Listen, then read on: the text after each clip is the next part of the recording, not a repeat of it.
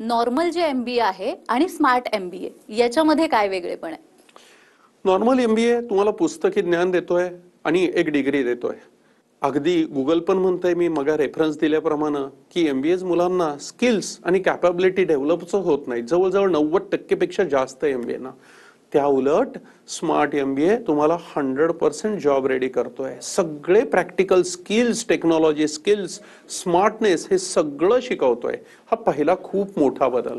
दुसरी गोष्ट, normal MBA मध्ये थोड्या प्रमाणातच टेक्नॉलॉजी शिकवली जाते किंवा जवळजवळ बऱ्याच कॉलेजमध्ये तर लेटेस्ट टेक्नॉलॉजी शिकवली जात नाही. पण स्मार्ट MBA मात्र तुम्हाला फिनान्स बरोबर फिनटेक, HR बरोबर HR टेक मधले सगळे लेटेस्ट टेक्नॉलॉजी आणि मार्केटिंग बरोबर डिजिटल मार्केटिंग, AI अशा सगळ्या आधुनिक टेक्नॉलॉजींचं ट्रेनिंग देतोय. ही दुसरी गोष्ट. तिसरी गोष्ट, कुठलाही नॉर्मल MBA जॉब ॲश्युरन्स देत नाही. स्मार्ट MBA मात्र लेखी तुम्हाला प्रॉमिस देतोय की तुम्हाला 100% प्लेसमेंट आम्ही देणारच. आणि गेली 16 वर्ष निलया अशाच पद्धतीनं हजारो मुलांना प्लेसमेंट छान देत आहे. ही पुढची गोष्ट. आणि चौथी गोष्ट आली फीज.